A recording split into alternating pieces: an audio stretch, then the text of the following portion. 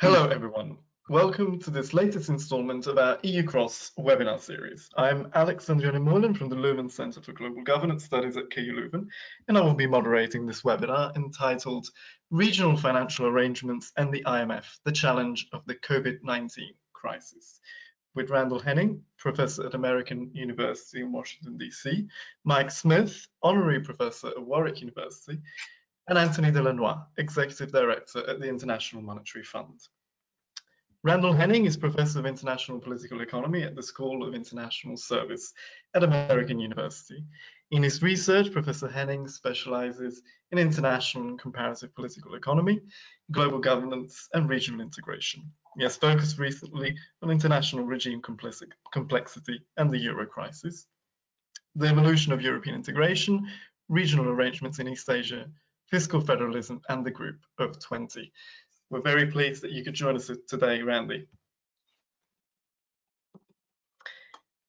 Participating as discussant is Mike Smith, Professor in European Politics. He is former chair of the University Association for Contemporary European Studies and is a recipient of the AU-SIS Award for Lifetime Achievement in Contemporary European Studies. Thank you for joining us today. Last but not least, we're also very happy that Anthony de Lannoy is with us today. He has served as member of the IMF's Executive Board since 2016, where he represents 15 countries, including Belgium, the Netherlands, and Luxembourg. He is also chair of the AU-IMF, which coordinates the representatives of the EU member states at the International Monetary Fund. Now, as to the general structure of this webinar, Professor Henning will present for about 25 minutes, and then Professor Smith will share with us his thoughts on this topic, followed by some reflections from the ground by Anthony de Lannoy. Professor Henning will then have the opportunity to reply. As always, during the presentations, you may send your questions to me via the webinar chat box, which you can access from the control panel. After the presentations, I will bring your questions into the discussion and allow our speakers to respond. It's now my pleasure to give the floor to our distinguished speaker, Professor Randall Henning. We very much look forward to your presentation.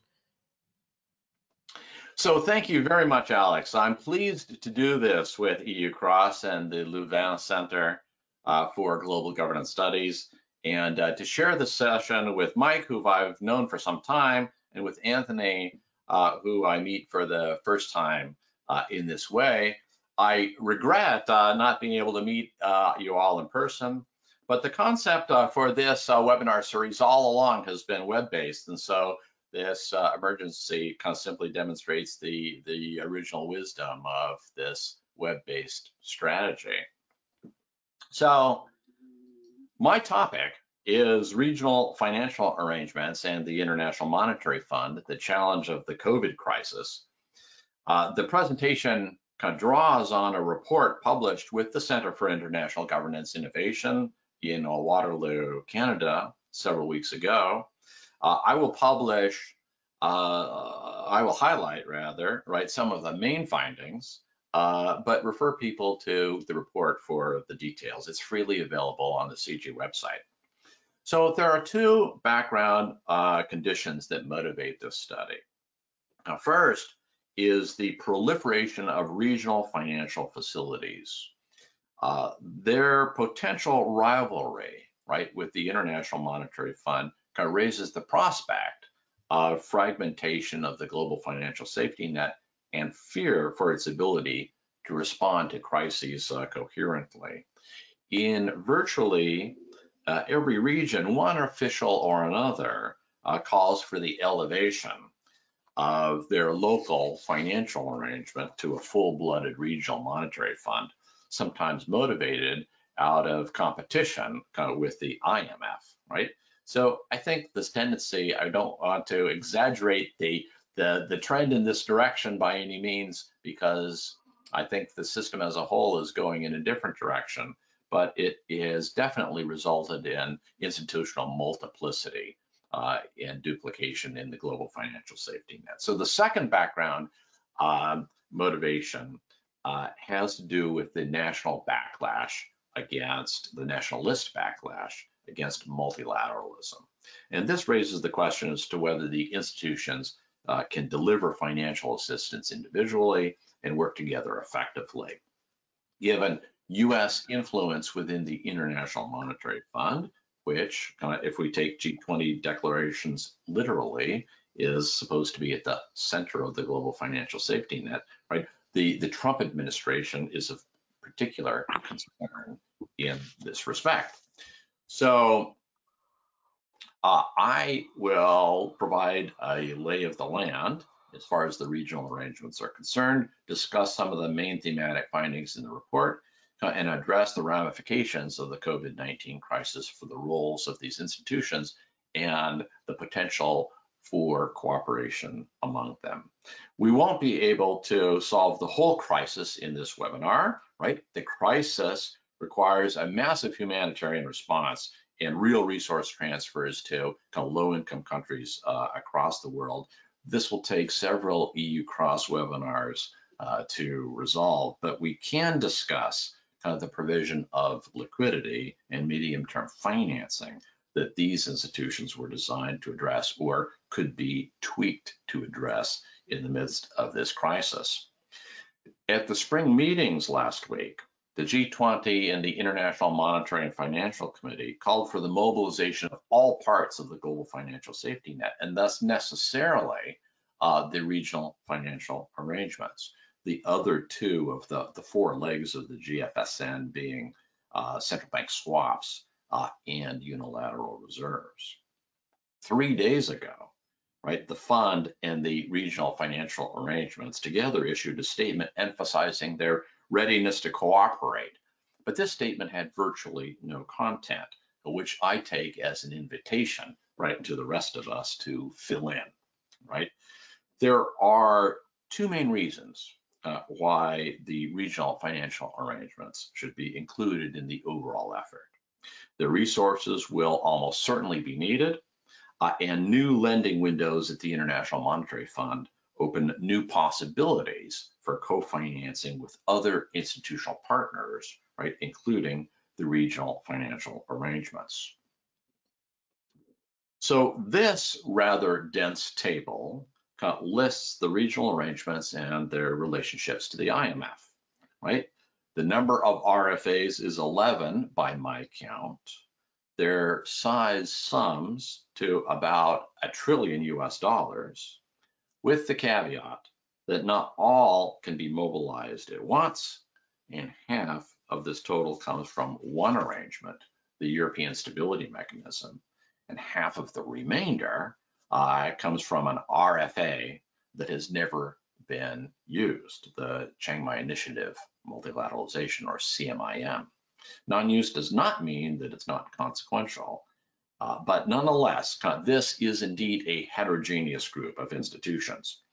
The report treats three arrangements in depth, those in East Asia, Latin America, and Europe. Europe operates a monetary union, of course, and the others do not. The difference is consequential economically, but their institutional dynamics and their political economy can nonetheless be compared. A somewhat unconventional takeaway from this table relates to the nature of the link to the International Monetary Fund. By link, I mean the tying of one's own lending program to a program and conditionality with the fund. Several RFAs have hard links to the fund, right? But most of the others, without formal links, nonetheless have in practice links that are soft. RFAs often provide short-term liquidity without the IMF, but the IMF is involved in nearly every instance, right, that demands large, medium-term balance of payment support with substantial economic adjustment. Europe is a special case, but outside Europe, the IMF still does the heavy lifting within the global financial safety net. These institutions have areas of comparative advantage and disadvantage. The IMF is a universal risk pool, for example. whereas the regional financial arrangements might have better local knowledge, specialized surveillance, and perhaps less stigma. So there are benefits to specialization and exchange. Nonetheless, right, overlap among the institutions raises questions about competition and complementarity, raises questions about moral hazard, and questions about institutional conflict over the substance of programs and how that conflict is resolved. My report was written prior to the current crisis, but in the expectation that a crisis was near, even if we didn't know exactly what the trigger would be. So I claim general applicability, right, for these arguments. In taking the first point about competition, right, we should ask, right, in which functions, right, should institutions cooperate, and in which functions is it safe for them to compete? Now, my answer, right, is that we must continue to have them coordinate in program design and conditionality, right, to ensure that borrowers are not confronted with conflicting requirements in program adjustment and to forestall form shopping. But it's safe, right? Indeed, it's beneficial to have them compete in surveillance, forecasting, and advice giving. My member states benefit from multiple perspectives in this area. And this point is somewhat unconventional, at least it's underappreciated. The phrase danger of moral hazard might sound quaint at this particular moment in the corona crisis, but it endures as a theme in international finance, aggravated as it might be by having multiple institutions involved. In an earlier CG study, Beatrice Vader de Moro and Jeremy Zettelmeyer lamented the failure, as they saw it, of the IMF to serve as an anchor against European institutions lending into a crisis when debt was unsustainable. Financing in the case of Greece was soft, they argued, which allowed the exit of private creditors, right, and at the expense of official creditors. As I see it, the threat of moral hazard varies across the regional arrangements depending on the stage of development and the role of regional member states in the governance of the IMF. The larger, more advanced regional arrangement, the ESM, is more susceptible to moral hazard in general than the smaller, less developed ones. Regions with relatively heavy weight in the voting structure of the fund can weaken the effectiveness of the fund as an anchor against moral hazard in co-financing. On the other hand, regions with lesser voting weight, perhaps underrepresented ones, right, are likely to be better served by the fund as an anchor against moral hazard. One corollary is that as the weight of these regions rises, the voting structure in the fund rises in the voting structure of the fund over time. The fund will be a weaker anchor for them, but a stronger one for Europe. A second corollary, right, is that regions that wish to cut the link between their financial arrangements and the IMF definitely need to develop their own exceptional access policies, which requires debt restructuring in unsustainable cases as it's manifest at the fund, right? If they don't do this, they'll be vulnerable to blackmail from creditors, right? And in the absence of these things, the IMF at the regional level, the IMF is still the better anchor than any of the regional financial arrangements. So which institution should lead, and how should conflicts over conditionality and debt sustainability be resolved? Most of us are uneasy, right, about the lack of clear established hierarchy among the institutions in the absence of a clear pathway by which to resolve institutional conflict, right? Many of us have been frustrated, right, by the inadequacy of ex-ante mechanisms of coordination, so that the modalities don't have to be settled right in the midst of a crisis. And I've concluded that This ambiguity is not simply an accidental consequence of institutional proliferation, right? It's the deliberate feature of a regime complex for crisis finance. The experience in the Euro crisis is instructive, right? The ultimate origin of the decision to include the IMF in the Troika rested not only on reasons of capacity and expertise, but fundamentally also on the unwillingness of the frugal four, which we now call, as we now call them, to rely on the Commission as their agent in negotiations with borrowers, right, which created predictable conflicts among the institutions. Time and again, institutional deadlock was resolved by the mediation of key member states. Sometimes it was the G7 finance minister, sometimes it was the German chancellor, and so forth. Because mediation helps to maintain key state control over program design, states tend to underinvest in mechanisms that might otherwise anticipate and resolve interinstitutional conflict ex ante, right? This is an argument that was advanced in my book, Tangled Governance, on the Euro crisis. It leads to two important conclusions. First, mechanisms of ex ante coordination of intergovernmental institutions are rarely, if ever, going to satisfy architects who take a functionalist approach to the design of regime complexes. And second, when designing institutions and bringing them together in such a mix, we should nurture the mechanisms of informal coordination rather than expunge them because they operate in the shadows. And then the third, we should increase transparency of informal mechanisms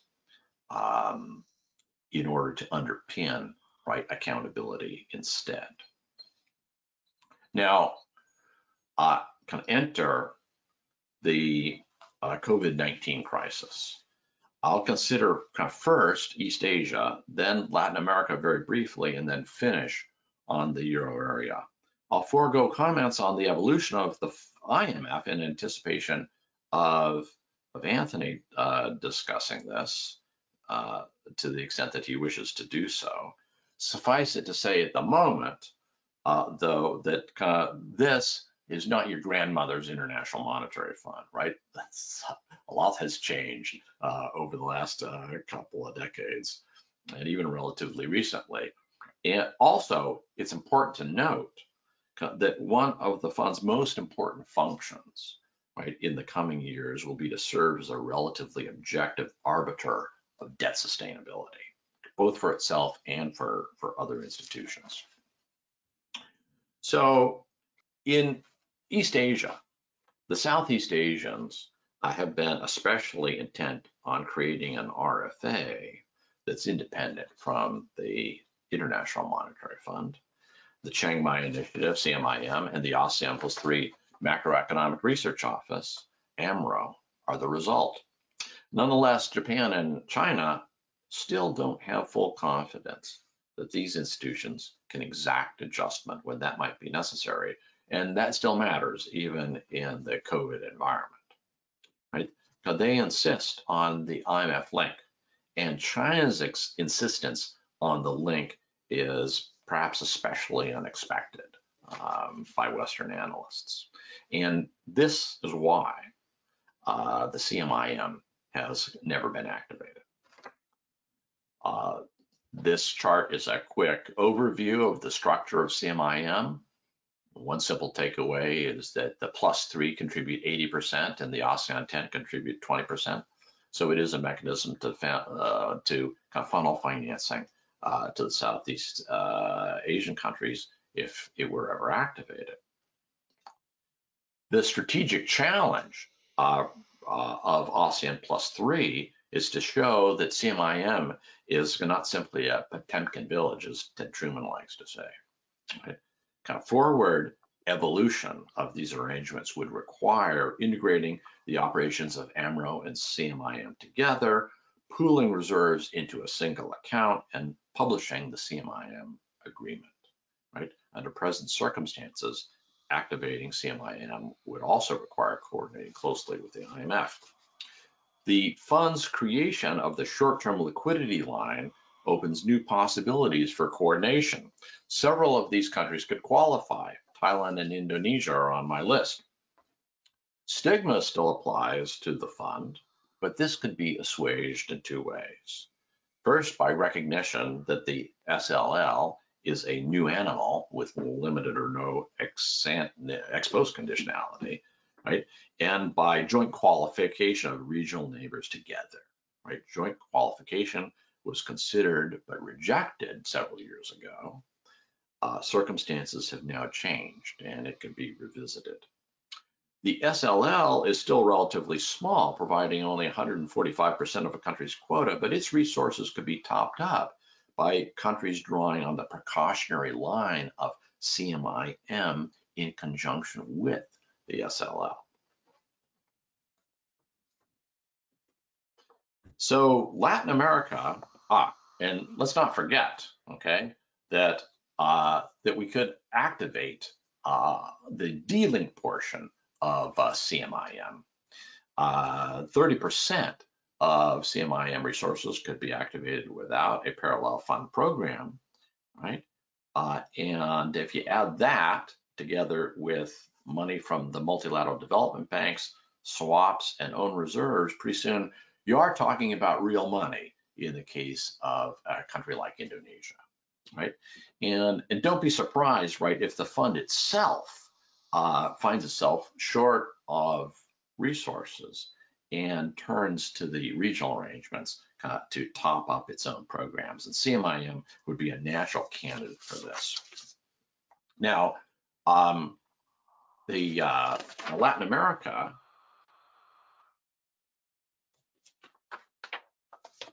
is the Latin American Reserve Fund, FLAR by the Spanish acronym, right, is the smallest of these three regional arrangements, right? And expanding its membership to the large reserve holders in Latin America, for like Brazil and Mexico, perhaps Chile,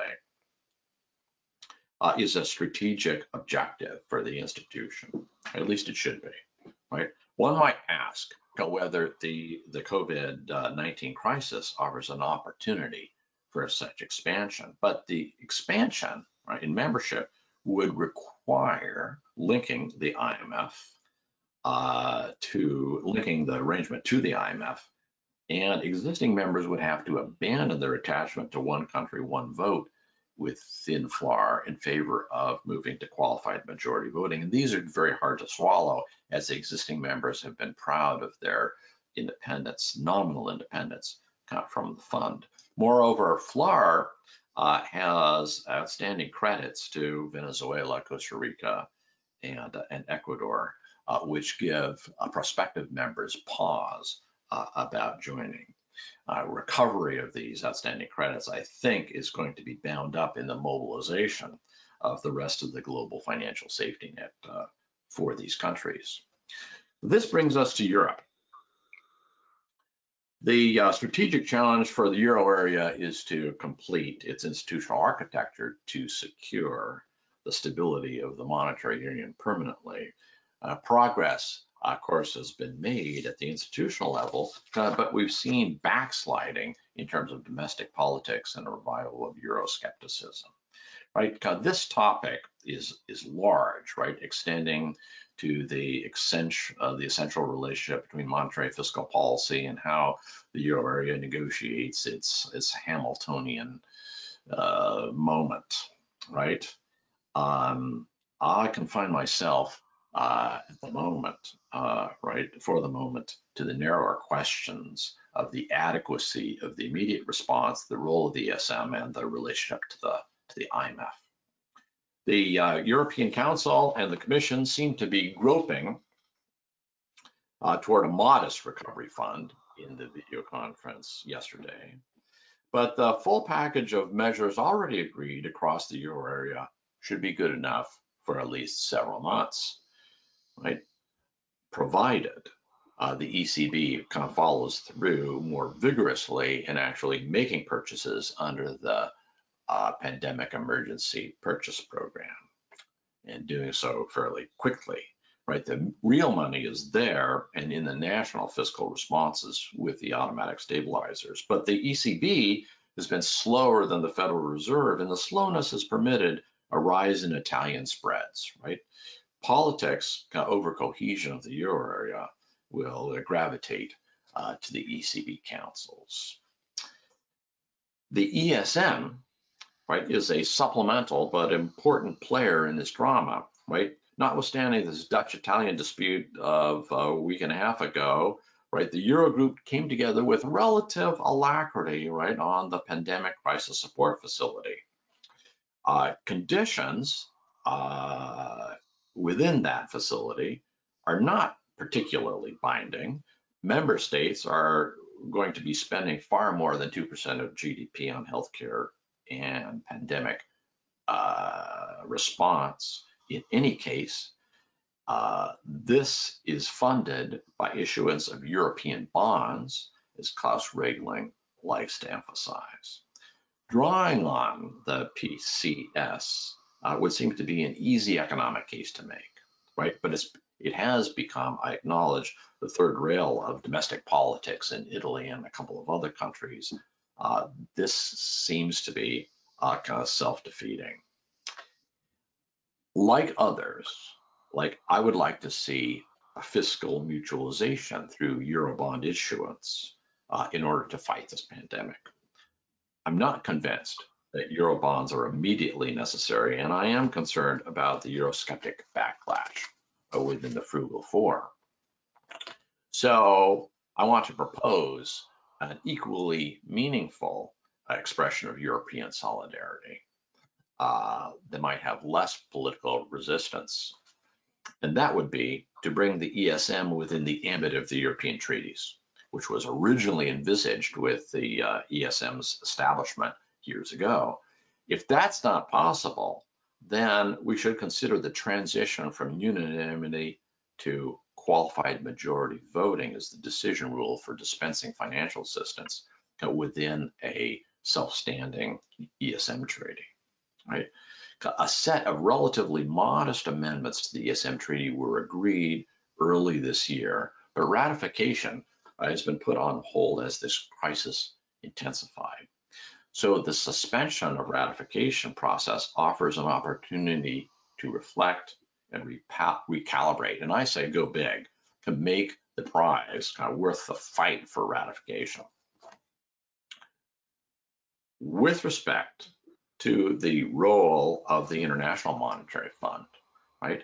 I'm skeptical that the euro area has permanently given up its attraction to the fund, right? If the fund were involved, it could be a partner along with the ESM in activating the ECB's outright monetary transactions for a country like Italy, for example. But I suspect the fund is unlikely to contribute financially to a euro area contingency for a different set of reasons, for a set of supply side reasons, so to speak, having to do with the willingness of non-European countries to allow the IMF to be deployed in the euro area. There are three supply side hurdles.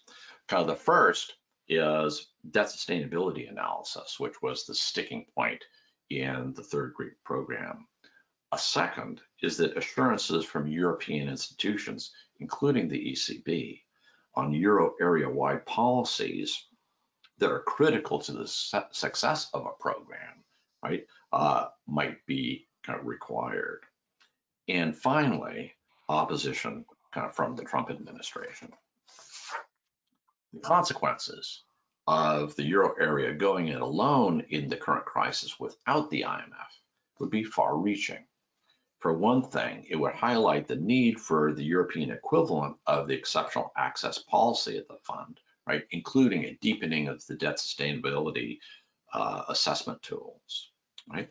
And that should be accompanied by building a sovereign debt restructuring regime, right, which could also be done kind of within the ambit of the ESM as envisaged during the early discussions that led up to treaty amendments, right? Because these would seem to me to be necessary to mitigate the moral hazard that would arise in the absence of having an external anchor. And finally, the hostility of the Trump administration to multilateralism in general and its tepid support of international financial institutions kind of raise serious questions about whether the center, the IMF, can hold, right? The RFAs are insurance against the possibility that the IMF might be unavailable or might become unavailable in a crisis. But nationalism can redound against the RFAs as well. So having multiple alternative pathways for financial assistance avoids a monopolization and weakens the chokehold of narrowly self-serving nationalist leaders. So by investing in RFAs and the International Monetary Fund simultaneously, we can build coherence, right, and resilience into the global financial safety net. So I thank you for listening, right? I look forward to comments of our discussants and discussion from the floor. Thanks again. Thanks so much, Randy, for this very interesting analysis. I would like now to give the floor to Mike, not before reminding our audience members that, of course, they can start to send me their questions and comments as we will soon move on to the Q&A. Mike, you have the floor. Thank you, Alex. My starting point is that this is an extremely timely and very thought-provoking presentation for obvious reasons. For those who want to learn a lot more about it, I commend the report, the original report, which is distilled in the presentation but repays a full reading. I have a confession to make, which a lot of people will be aware of already. I'm not an expert on international finance. This presentation intersects with my core interests in, on the one hand, multilateralism and global governance, and on the other hand, EU-US relations. So it's from that perspective, as well as an appreciation of the obvious significance of this topic in the current conjuncture, that I'm going to proceed. I have three parts to my comments. One is on the key substantive areas of Randy's presentation and on some questions arising from them. The second is on broader issues of global governance and its relationship to crisis management. And the third is on the current crisis, responses to it, and some possible futures. And I'm giving myself 10 minutes to do this. So as you can see, I will not be going into exhaustive detail, but I hope I'll be able to present something that then crystallizes one or two of the things that Randy's presentation has set out for you. In terms of the first of these, the substance of the presentation, there are a number of key things I derived from the report, and I'm speaking as a political scientist as much as anything else. First is what I would describe as a question of hybridity. In other words, that the international finance regime governance system is hybrid. It consists of heterogeneous actors, public and of course private, and there are issues that arise from this, which I'll come back to in a second. Second point, that one of the key problems that emerges is that of coordination and cooperation among a heterogeneous constellation of actors, and the fact that because the regime is incomplete, so to speak, as Randy's explained, there are gaps, and these gaps can be exploited, and from that emerges at least, you know, other things, but also Randy's point about moral hazard and the way in which that is operational in this particular area. The third thing I want to mention is the issue of differentiation. Because this is a hybrid system, it's very important to be able to differentiate precisely and realistically between actors and organizations, both on functional grounds or technical grounds and political grounds. And I think the report and Randy's presentation has made very clear the interaction of the functional and the political and the problems that gives rise to. There's a further linked tension between resilience and the need for variety, as Randy's explained, to provide resilience, and coherence and the need for authority, legitimacy, in order to generate coherence in a heterogeneous system. For a lot of states as participants in this, and this is explained in the report, they see international financial institutions as forms of hedging mechanisms to defend against consequences that would be damaging for them. But as a result, of course, you get the tension between the national interests of those states and the broader multilateral or international interests that the organizations embody. So there are a host of implications here for authority, legitimacy, credibility in any crisis response, and that relates strongly to the leadership point that was made by Randy as part of his presentation.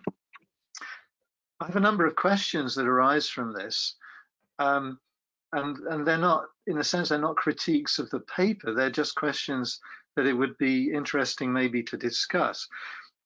First, how far are we relying on an assumption that crises and challenges are in some way singular?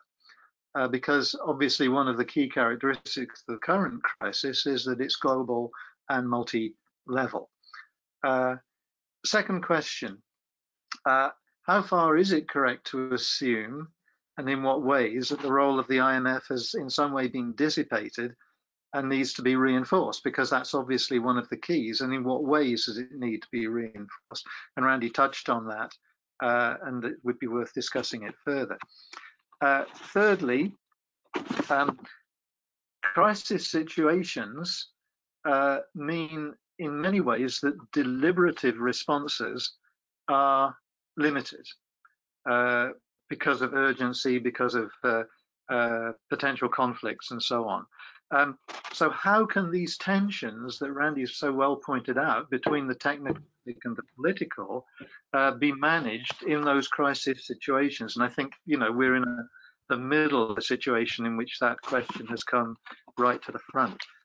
And Randy's point about informal cooperation and informal mechanisms is one that I think we might want to explore a bit further there to see whether that can hold up and provide a means of managing this technocratic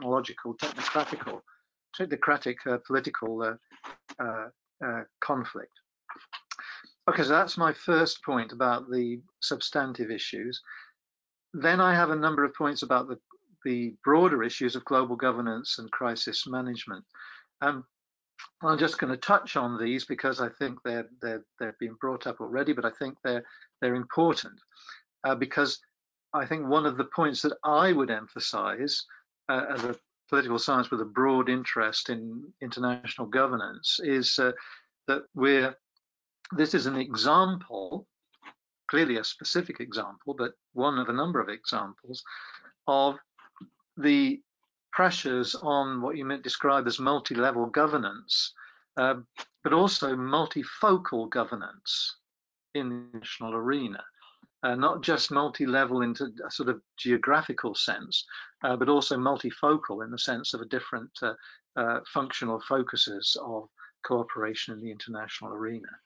And I think we can see some of this in the relationship between the World Trade Organization and regional trading agreements and so on. So there's a very strong analysis in the paper and in the presentation of this kind of multi-level governance. And I think we might want to discuss how this operates in these crisis conditions. Second point about the presentation, there's a number of vital institutional aspects that I think are key to understanding what's going on and what might go on. We're dealing here with a question of what some people might describe as institutional density, and other people might describe as institutional saturation or overcrowding, and the ways in which that can be managed, and the ways in which it's managed, not just at a strategic level, but also at what you might describe as a kind of street level when it comes to negotiations and crisis situations for specific governments. There's also an issue that is brought out very clearly about powers and resources and the distribution of those powers and resources, not just between the institutions that Randy's talked about, but within them. And he didn't have time to talk about this, but one of the fascinating things about the paper is looking at the internal power structures and resource structures of some of these regional financial organizations, as well as the IMF itself. There are also a number of dangers that arise from these institutional coincidences, so to speak. And one of them is that these institutions can be captured, and that's pointed out in Randy's report. And the second is, I would say, that of course there's a danger of defection, not just of some actor taking over the organization or the agreement, but of actors defecting from those agreements and thereby affecting their capacity to deal with the crisis that we're talking about. So there's a big connection here, I think, to the resurgence of geopolitics and geoeconomics in the broader global arena. And there's also a big connection to what Randy mentioned, but I would describe as the rogue elephant factor.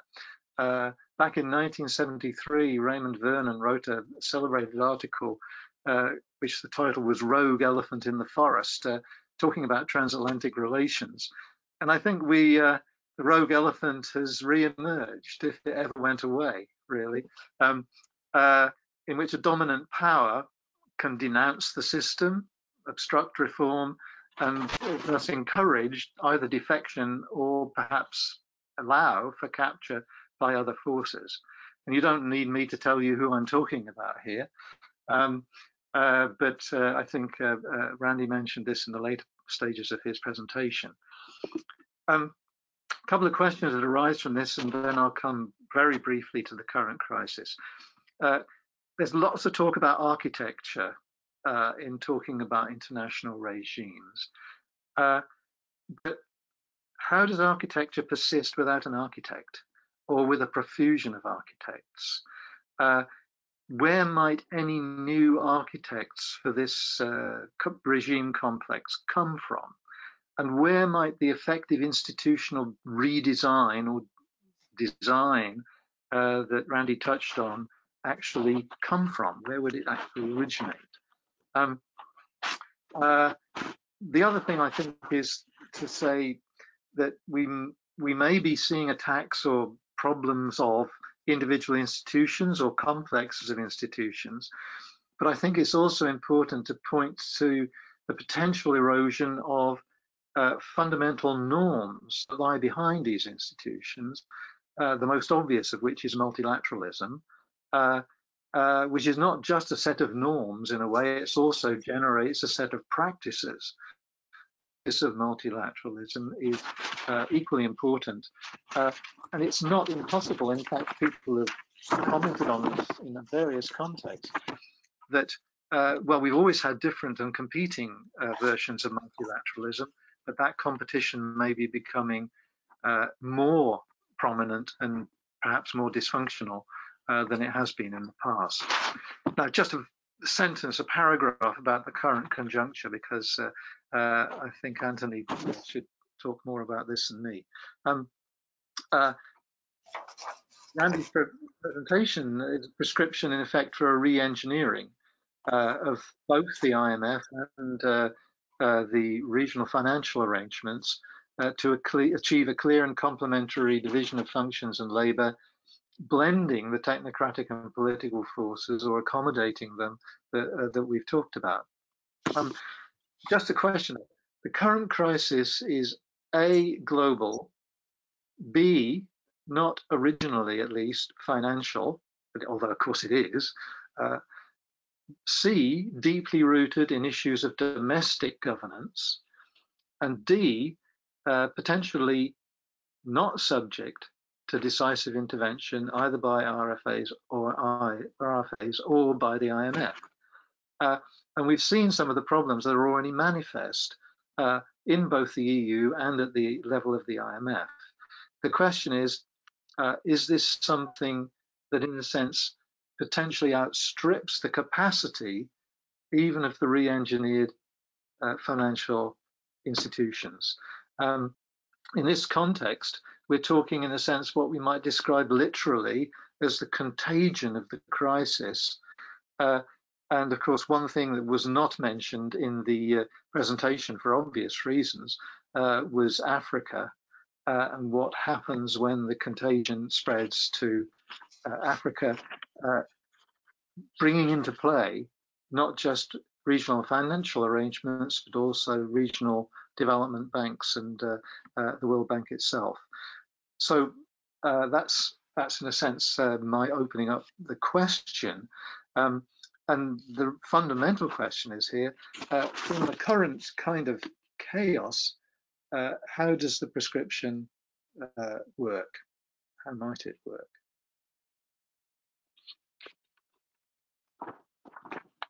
Thank you so much, Mike. I think a lot of food for thought there. Anthony, you have the floor.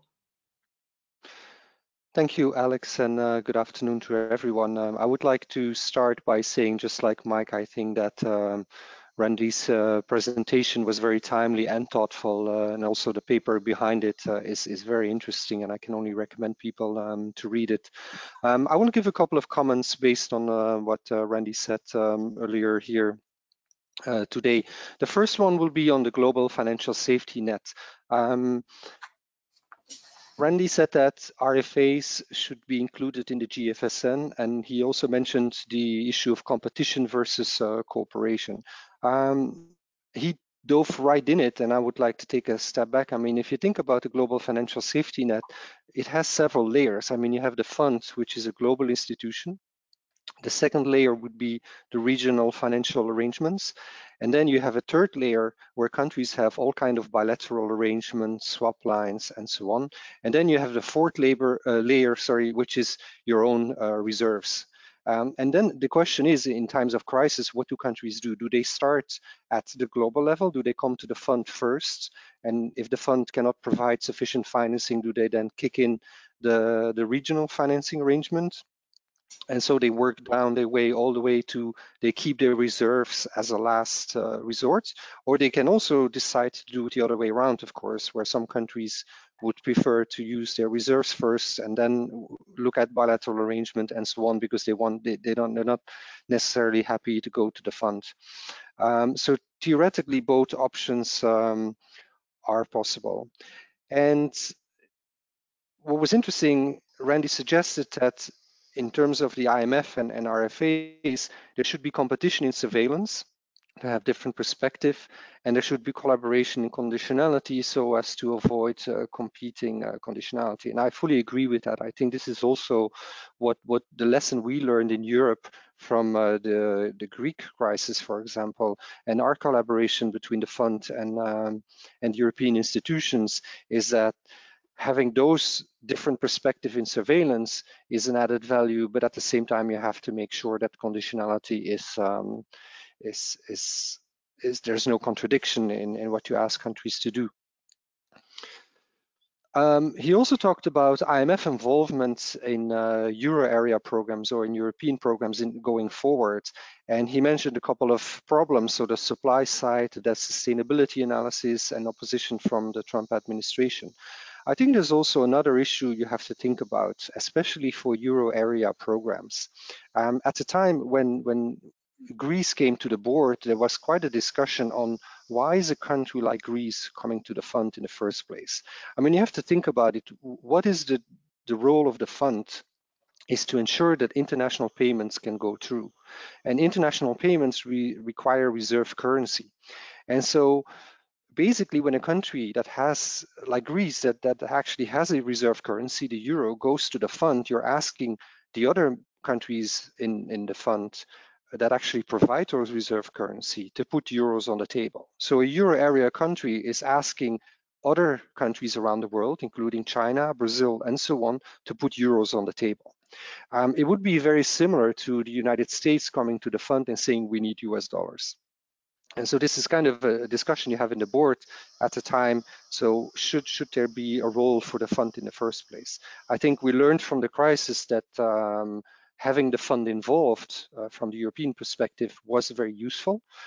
At the same time, we also learned a lot from that collaboration where in the beginning, the fund and the European institutions were very much aligned. And then as things progressed, especially with regard to the debt sustainability analysis, we started having divergent views. And so in the end, there was not a third IMF program possible because of this. A second point I would like to make is the complementarity. It's impossible for the fund to finance the full scope of the crisis. Not now, not in the past. I mean, we have quite a substantial amount of resources. As of Friday, we had 983 billion US dollars that we can mobilize, which is a lot of money. But at the same time, if very large countries, and especially euro area countries, would have to come to the fund, there is no way the fund can finance this. Just to give you a very practical example, the largest Greek program amounted to about 36 billion US dollars. If you compare Greece and Italy, and you look at GDP, but also the capital, the quota they have in the fund, that would mean that Italy, if it would have the same size of a program as Greece had, would have a program of around 223 billion US dollars. So as of last Friday, we had 265 billion available that we could mobilize in any minute. So out of the 984 billion that we have, a large part of that needs to be mobilized, and it takes a little bit of time to mobilize that because this is based on credit lines. The new arrangement to borrows and also the bilateral borrowing arrangements. So it just shows you that, and for example, a program with a country like Italy, having the same relative size as the program with Greece, would be very, very large. It would be 84% of what we have available immediately, and about 23% of our full resources. So the concentration risk would be quite substantial. Then on, yes, what we did in the crisis, and again, this is linked to the complementarity. So what we have been doing the past few weeks is we have doubled access to emergency financing. We have given debt service relief for 25 low-income countries, and we have created what we call the short-term liquidity line to ensure that countries can have a relatively low amount, but also in the short term have access to liquidity, to reserve currency if they need to. Now, this is important, but this is only the first phase of the crisis. All this emergency financing may not be sufficient to deal with this crisis, and then we have to look at what's going to be the next step. And there again, the complementarity comes into play. As I mentioned, it's impossible for the funds to finance everything and the whole crisis. So then we will have to look at either RFAs or bilateral arrangements or national solutions to deal with this crisis. I would also want to say something about moral hazard. So as I mentioned before, the IMF and European institutions have learned a lot from the Greek case. At the start, we were very much aligned in terms of our projections, in terms of debt sustainability analysis and so on.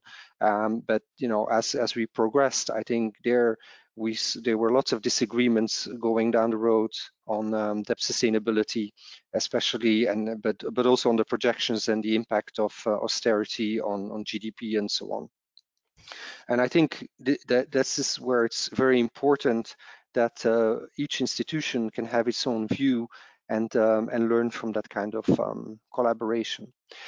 Now, Randy also mentioned the ESM and the possibility of what would become a European monetary fund, where RFAs kind of start substituting for the IMF. I think you have you have a couple of problems with that. I think the first one is the lack of the global perspective. I think we found it very useful during the Euro crisis to have the IMF on board because of its global perspective. I mean, if as Europeans, we tend to be very Eurocentric and look at everything from a very European point of view, but having the fund putting all that into a global perspective, I think was very helpful, and you need that in a crisis. The second one is the political risk. In what we learned also from the Greek case was it was actually easier sometimes to have the IMF on board as a neutral partner because they have that global perspective, and because they don't have the same political constraints that European policymakers have when you're dealing with a fellow European country. That actually helped us deal in part with the north, what we call the north-south divergence, which we also see today in the whole discussion on the impact of the COVID-19 crisis. And the third problem we have is surveillance, the staff and so on. I mean, the fund has a well-oiled machine to do surveillance in a very consistent way across the membership. I think if you would want to create a European Monetary Fund, you basically would need a lot more staff that would be able to do so, which I don't think we have at this stage. And on the move on the qualified majority, I think that was I think that's a very interesting point. If you look at what's been going on the past few days in Europe, I think we need to seriously think about options going in that direction, where you can actually take decisions very quickly when a crisis arises. I mean, the discussion cannot go on forever, and if we prolong this discussion for the next few weeks, I think we will miss the boat, and the damage will be quite substantial. Let me stop here. I'm obviously happy to take any questions you have. Thank you so much for that. Randy, it's back to you. I think there's quite some issues you'll be able to comment on. I'm still waiting for questions from the audience, so please go ahead if you have any matter you would like to discuss with our panelists. So thank you, Alex. You know, I am also really very interested in hearing from the broad audience that's out there that has kind of been silent up until now. So I'm hoping for questions and discussion from the larger group. So what I'd like to do is kind of respond very selectively to this very rich menu of questions and suggestions that Mike and Anthony have offered up. They alone deserve a long discussion. So let me kind of speak to this problem of that kind of raised by, first of all, by Mike about crises limiting the extent of deliberation that we can undertake over the response. And I think it's interesting that crises create their own politics, right? Things that were not possible in pre-crisis times all of a sudden become possible, right? But it doesn't open the door to everything, right? Some things become possible, some other things become less possible, right? And the trick is to be able to know the difference between these. And I'm not exactly sure where where I would draw the line, except to say that it is an important line, and I think we can make progress on lots of these things that have been inert over the last couple of years. The Mike has also identified this problem of the role of informality as a solution to lubricating kind of the machinery for cooperation in the midst of a crisis, and this is an important point. I think that it carries a danger, right, of circumventing or conducting mechanisms of accountability. And I think which is the classic critique of informalism. And I think that the way to do this, the way to have our cake and eat it too, right, is to commit ourselves in the middle of a crisis to doing ex post review and to keeping close track, right, of where the money is going and under what terms it's being dispensed. So one of my favorite kind of catchphrases from the spring meetings was Vitor Gaspar's presentation of the fiscal monitor. He said, yes, do what it takes, right? Do whatever is necessary, but keep the receipts, right? Meaning, keep track of where this money is going, because we're going to do a review after the fact, okay? And we're going to hold parties accountable for decisions that they've made in the heat of the crisis. So it's important to be able to say this up front so that parties know, right, that there will be a ex post review. Because even if you can't vet every decision carefully in the heat of the crisis, the fact that there will be an ex post review will have deterrent effect, right, on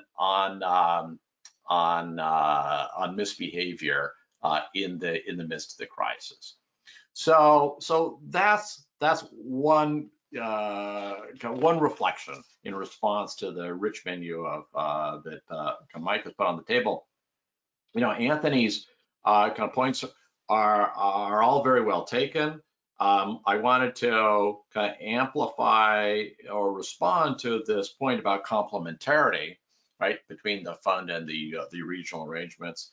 It is kind of an interesting reversal of roles, right, in the sense that, historically, several of these regional arrangements have been evolved or created with the notion that they may be alternatives to the fund, right?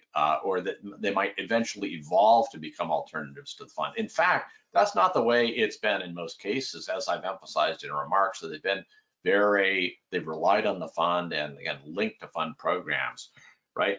But there's always this kind of sense in which, kind of an attitude, I think, at the part of the fund that that some of this institutional creation is welcome. Some of this institutional creation is a little bit of a nuisance, right? Because it creates a burden for coordination and surveillance and constant meetings and requests for accommodation of the regional arrangements, processes, and decision making, at the International Monetary Fund. So, but now we are in a situation where the fund is may be grateful, right, that some of these regional arrangements have been created, because they will be able to top up the resources of the fund and be able to put together more powerful and more credible programs into the future. I agree kind of with the point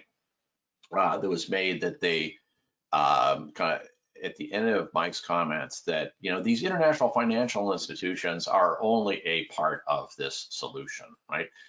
The core responses are going to be at the national level in the United States, in Europe, in Japan, in China. These are going to be the most the core of the COVID crisis response. Yeah, even simply economically and financially speaking, right? The international financial institutions are nonetheless, although they're partial, I regard them as a necessary part of the full response, both for not only the resources that they bring to the table, but also for the coordination among the national efforts, and because of the signaling that they provide for markets, the gatekeeping and the neutral arbitration, as I say, in the case of the fund, neutral arbiter of what debt is sustainable and what's not sustainable, because kind of these questions of debt sustainability and how we handle restructurings is going to be a really very important question going forward. So I would like to respond to these other issues maybe later or offline in deference to the questions and points that our audience would like to make. Thank you, Randy, for these initial remarks.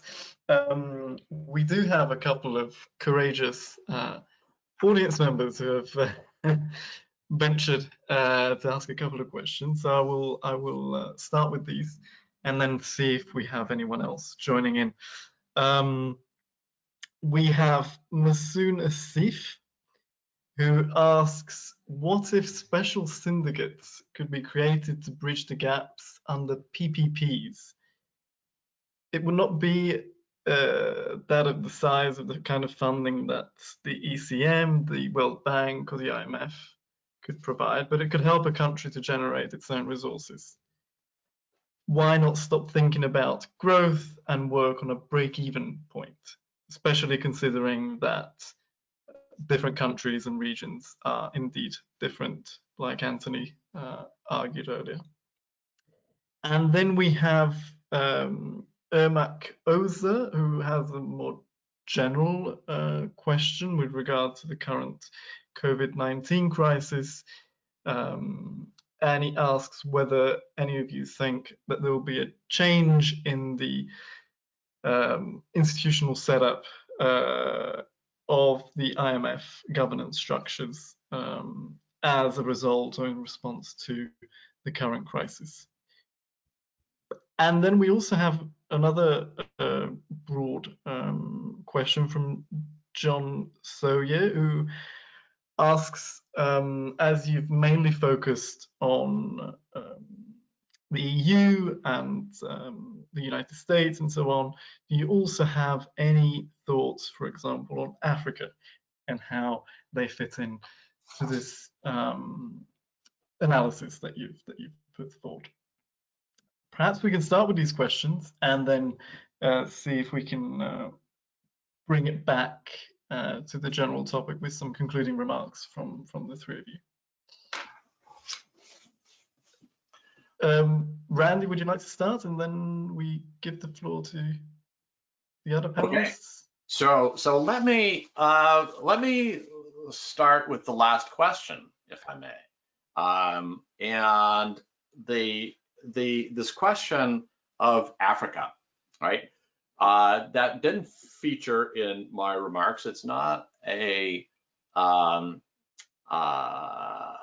and so it's worth elaborating on this. So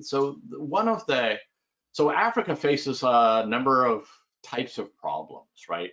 And I'm not going to have kind of thoughtful, transcendent solutions at each level, but it faces first is the health crisis, right? That needs to be addressed in countries with kind of historically kind of weaker and underfunded health systems, right? The second is African countries are going to require real resource transfers in order to deal with this at a number of different levels, right? So and all these are going to require a cooperation in institutions at other levels involving different types of mechanisms and different modalities for cooperation. Within the scope of our discussion today in the international financial institutions, this touches on the mechanisms by which debt is handled, both with the debt standstill, right, that has been in place temporarily, and with respect to reviews of countries for debt sustainability, right? So here China plays an especially important role as a creditor through the Belt and Road Initiative program. And China's role will be very interesting to watch. Now, my understanding is that China is open to multilateral cooperation in these debt review and perhaps the provision of debt restructuring, but China is still reluctant to tie itself to firm rules for debt restructuring within a multilateral context. I think they're trying to make up their mind, right, about how they're going to do this. For years, for at least 4 or 5 years, the question of China's relationship to the Paris Club has been a critical question. Countries that go to the Paris Club also have to have fund programs to have their bilateral official debt kind of restructured. So, but China has been kind of aloof, well, but with one foot in and 1 foot out of the Paris Club process, right? It has not become a full member. That's an important question, right, as to what China's future relationship to the Paris Club will be and how it will also engage the International Monetary Fund and the other international financial institutions. Maybe I can defer other questions, kind of comments on this to our response to the other questions to my co-panelists, or I can continue. But let me turn to others at the moment. Yeah, can I come in on the last point that Randy was making, which is if you believe, and of course we have no idea how long, how persistent, how pervasive we think it's going to be. Very pervasive. This crisis is going to be in the international financial sense. Then one of the things that I think comes into play is the extent to which power shifts in the sort of geopolitics of international relations and the global system are thrown into relief and lead to a shift in the institutions. And that relates to the other question about the change in the institutional structures as a result of the crisis. And one of the things, and Randy's quite correctly pointed it out, is that here's an instance in which the power shift that everybody's been talking about involving China can come home to roost, in the sense of providing either incentives or some sort of irresistible demand for the Chinese to become more committed and more involved in the kind of institutions that we've been talking about. And in a way, of course, also that has not an equal and opposite effect, but an effect on the other side, on the position of the United States in these institutions. So that's the thing I would pick out. That what we may be seeing, and who knows, we're very early on in this process, what we may be seeing is something that throws into stark relief the implications and the limitations of the kind of power shifts that people have been talking about for the last 15 years or so, and the way in which those are then going to translate themselves into institutional structures. One of the things the Chinese have done, of course, is in a sense tried to create parallel sets of institutions like the Asian Infrastructure Development Bank and so on. And the issue is, well, the extent to which those become or exist in some kind of relationship to the existing financial institutions. It's a huge question, of course, and one to which the answer will only be evident in hindsight after considerable period of time. But I would emphasize that, and it's not just, of course, finance. It's a question of other institutions of global governance as well. I can maybe come in on the Africa question and the IMF governance issue. Indeed, yes, go ahead. So let me start with the last question on Africa. I think Randy already gave a very good answer to that question. I would like to add to that we have having a discussion in the fund on debt transparency, and it is linked to China, obviously. What we have noticed is that some African countries don't even know how much debt they have towards China, because the debt is not just to China as a country, but there's also a lot of debt to Chinese entities. And so then the whole discussion is this public debt or is this private debt, which complicates the discussion on any debt moratoria or even debt forgiveness discussion. And I think I agree that it is very important for China to join the Paris Club process. If not, I mean, if China is not on board, the Paris Club could decide on debt moratoria, could even decide on debt forgiveness. But of course, if then those countries still need to reimburse Chinese debt, either public or private or a combination of both, I don't think this is going to be very helpful. So we have to have a comprehensive solution to the problem. And this is something we've been discussing in the fund actually the past year, even before this crisis happened, because we saw that in a couple of countries, we had serious issues with the numbers where the numbers just didn't add up. There was far more debt than in reality than we could see. And it was all linked to China and Chinese entities, unfortunately. That brings me to the second point, and it's actually linked, is the whole governance issue. So there was a question whether the COVID-19 crisis would impact the IMF governance structure or speed it up. I could give you a very short answer and say no. But if I elaborate, you have to understand that IMF governance, this discussion has been going on for quite a while. I started working on this in 2006, and so we're still discussing this almost on a continuous basis. If you want to change the governance structure of the fund, you have to change the quota shares. And to change the quota shares, you have to basically increase the total amount of quota, because no country would be willingly give up quota. Now, in reality, if you look at what's been going on in the past few years, and if you look very carefully at the numbers, it's not a story of advanced economies against emerging markets, where advanced economies don't want emerging markets to have more, a bigger say, let's say, in the fund. If you look very carefully, you see it's more a discussion between large economies and smaller economies. If you look at which emerging markets that benefited from the 2010 reforms, they were all very large emerging markets.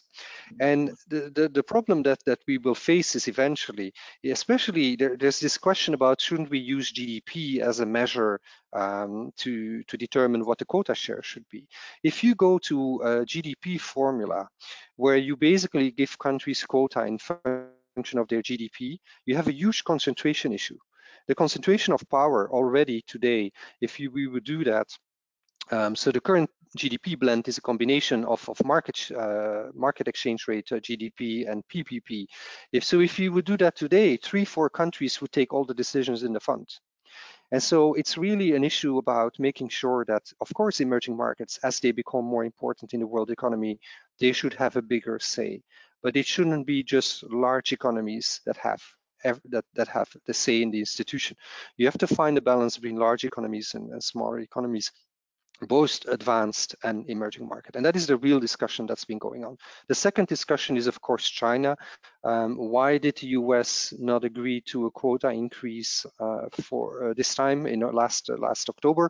It's very simple. This would increase the quota share of China quite substantially, which the current administration doesn't want to happen. Now, there's also another reasoning behind that. When are you useful as a country to the fund? If I'm very blunt, is when you can bring reserve currency to the table.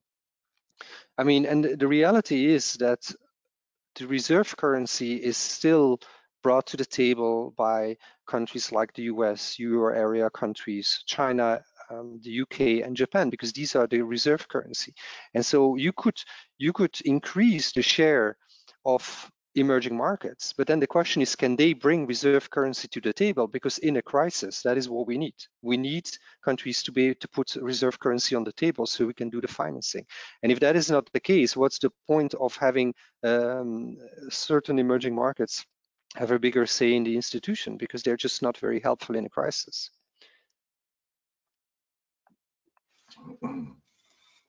Anthony, and thank you so much for your contribution.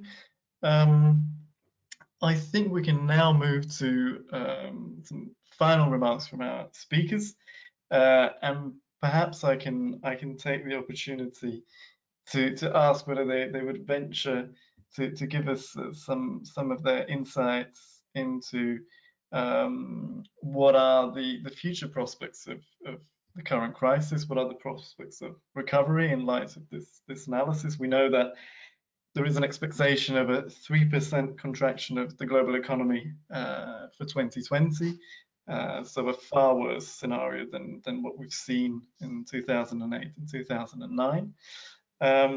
Are we well equipped to face the current challenges? Perhaps Randy, back to you, and then a brief response from our two other panelists. Okay, so thanks. Let me respond to what you've suggested, Alex, and let me also follow up on the point about IMF governance and the role of China. These points both made by Mike and Anthony. China has sponsored, right, the creation of a number of institutions and initiatives. It's, in a sense, this is China's own brand of multilateralism, right?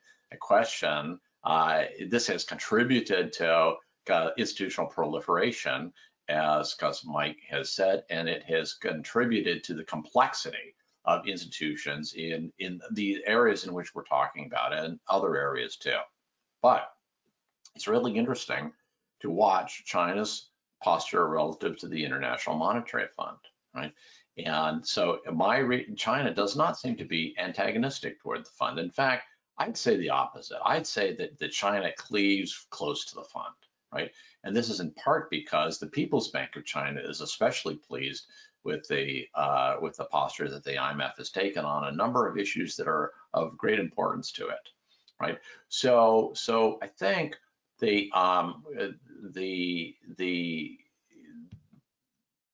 so I wouldn't overestimate, right, the amount of change at the fund that would come as a consequence of increasing China's quota share, right? Because I think China is already very happy with the fund. It's not an insurgent member. The other thing that I would say is that we have to be cognizant that change happens at the fund without changes in quotas. That is to say, we can put too much emphasis on kind of the formal voting procedures within the fund. A lot of decisions are made within the fund without a formal vote, right? And on these decisions, and in so many ways, I think China has become more influential within the fund without a doubt, right? Even if the increase in its quota share is lagging. So I think in this respect, changes are happening at the fund. Now, how is this pandemic going to unfold? What are going to be the long-term economic and financial consequences? I would say that the scenarios on which we have based the forecasts, those forecasts coming out of the fund last week in particular, are probably at the optimistic end of the spectrum, right? So they're assuming that the pandemic peaks in advanced countries in the second quarter, and that there's no second wave, right? So when we can expect that opening may take longer than projected, and that we can't exclude the possibility of second wave, and we know it's going to be a year and a half before we're going to have a kind of vaccine. So I would say that if anything, like these are on the optimistic end, we should plan for to hunker down for the long term, or at least the medium term. And in this perspective, right, in terms of the financial contingencies that we're facing, the attention at the moment has been on liquidity provision, right? We're going to go through a couple of phases in terms of the financial issues, and within a short period of time, we're going to have to deal with the fallout in terms of debt sustainability, and we're going to have to find a more efficient mechanism for debt restructuring. across because there's going to be a lot of countries to process and a lot of actors to include in these negotiations. And I think this requires something bold and new, and not debt restructuring business as usual as it's been done over the last few decades. Mike, you have the floor. Yes. Just a couple of points. Just to add to that in a way, I mean, I would go back to the proposition partly that this is a chaotic process. It's not a linear or manageably deliberative process. What that means is, it seems to me that institutionally and in other respects, a lot of gaps will appear and disappear as the whole process of resolution, if that's what it is, goes on. And those gaps will be exploited by public actors, but also by private actors. And that's one of the dimensions we haven't really discussed, but it's one I think that needs to be identified. I do think that the quotes solution over a period of years will identify or will crystallize a new balance of international powers and institutional powers. Have no idea how that will work out, but obviously the discussion we've had of China is relevant to that.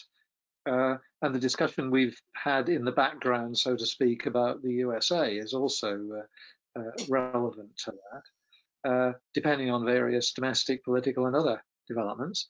I think the other thing I would say is that the resolution or the management will also have to deal with a number of what you might describe as hidden liabilities, and Anthony talked about this, particularly in respect of Africa and Chinese debt. And I think there's a whole issue to be identified and dealt with, or at least coped with, in terms of the way in which those liabilities become apparent and the way in which they're then managed, not necessarily by relatively weak domestic national systems, but also at the international level. And I think that's one of the things that will become more evident as the process goes on. But I agree with Randy. This is a process of several years. Anthony, you have the floor. Thank you. So I see four very big challenges that we will face as a result of this crisis. I mean, the first one obviously is the immediate challenge, and I agree with Randy that this crisis will probably be much deeper than we anticipate at this stage, and there will probably be second and maybe even a third wave we will have to deal with. And so this is the immediate challenge. Now, I think the second challenge is a challenge that didn't go away because of this crisis, and that's the greening of the economy. I mean, the whole climate change issue, until a few weeks ago, I mean, the big aspiration of the European Union was to green the economy, and we had a plan and everything. And then, of course, this crisis happened, and we have to now change gears. But the original problem, isn't going away, and in a way, they're actually linked if you think about it. So that is the second challenge. The third challenge is, this is something we're learning through this crisis, is that we've become extremely dependent on other regions around the world. I mean, look, the whole discussion on medical equipment, medical appliances and so on, all of a sudden have to come from different parts of the world, and we're not producing them, let's say, within Europe anymore. And so we depend for very crucial issues on other regions. And so the question will be, if a certain industries are deemed strategic, should we be so dependent on other regions around the world? Because a pandemic like this one could actually throw everything into chaos. And so the fourth issue, the fourth challenge we have to think about is, we learned from the financial crisis that the banks were strategic, and so we had to do something about the banks. We forced the banks to have higher capital ratios, to build buffers so that it would become more resilient and so that it could deal with a shock. And what we see today is that actually the banks are doing pretty okay because they have become far more resilient following the crisis. Now, what we do see is that there's a lot of other supposedly strategic industries, or they claim to be strategic, and they want a lot of government and taxpayers' money now to keep them afloat, but they don't have these buffers.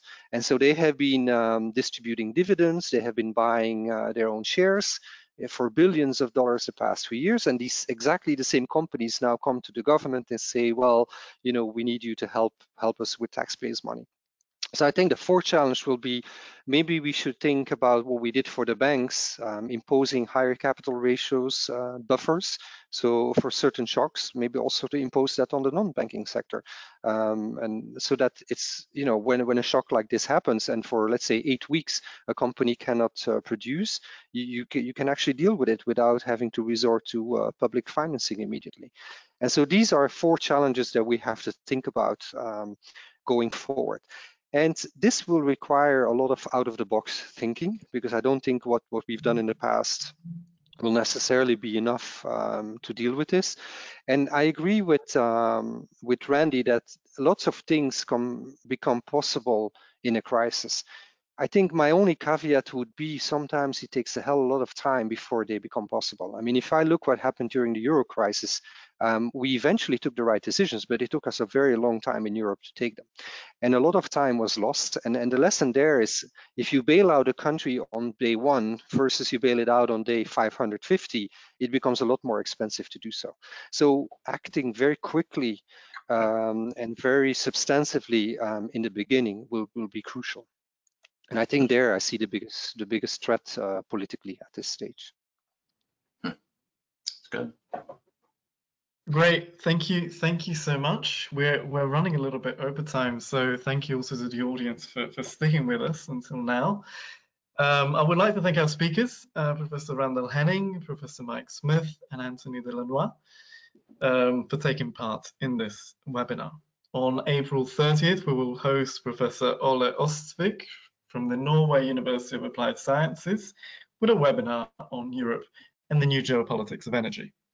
For registration details, please visit our Twitter page @EUCross.